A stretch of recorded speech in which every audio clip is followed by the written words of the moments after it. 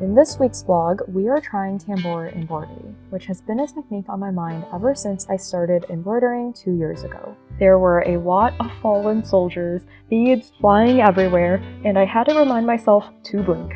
But I created something that is floral and fun, so in the spirit of Valentine's Day, let's try tambour for the first time.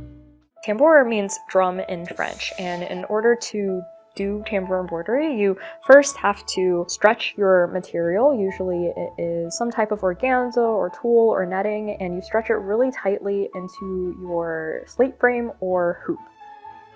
And then you take your tambour tool, which is basically a very tiny crochet hook, and you pierce it through your fabric. You wrap your thread around that hook and rotate the hook, and then you pull it up, and essentially it creates a chain stitch.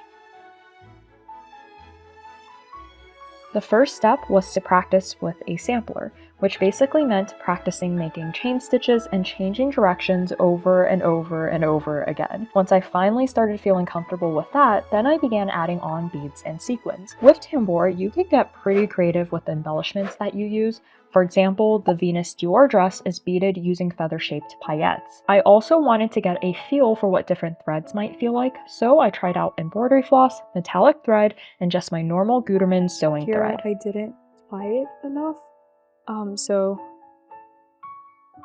in the spirit of love, we are making a crabapple flower design from this book here. The original is a ring, but I've always wanted to make beaded earrings, so we're going to figure out how to do that. Something I really like to do is get all of my bad ideas out of the way.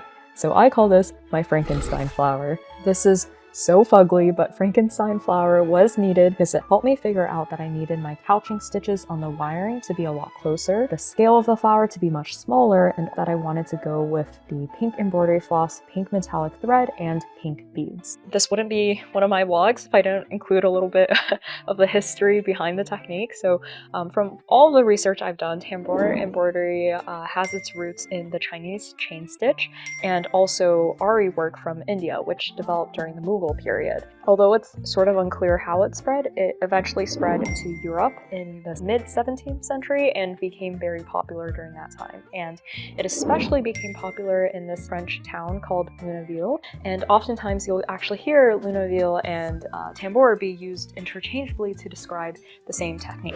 Since then, it's a technique that's commonly used in haute couture and by couture houses like Dior in order to embellish their clothing with like fun beads and sequins. To create the flower petals, I used a template and my needle nose pliers to get my 22 gauge wire into the shapes I wanted. This process did remind me a lot of making hard flower panko, so I definitely got some deja vu there. Then I pinned it to my fabric and used what the book refers to as an edging stitch.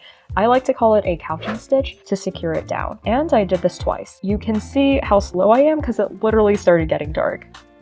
I'm doing this in one continuous motion. Essentially, I'm going like back and forth, back and forth. It's easy to go forwards, but then once you have to go like backwards and sideways and everything, it gets a little bit harder. I do just shift my body sometimes if I can. This flower right here definitely stressed me out a bit because I was like, oh my god, it's so ugly.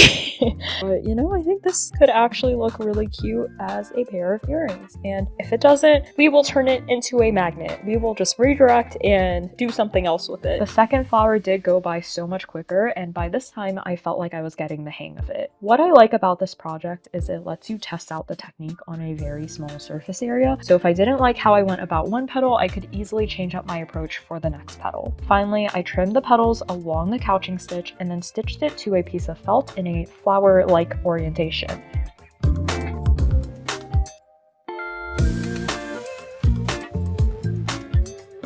The book recommends a rhinestone in the middle, but I thought a pearl was just more my aesthetic. Finally, I added some stamens by using a bead needle to sew a seed bead on top of a bugle bead.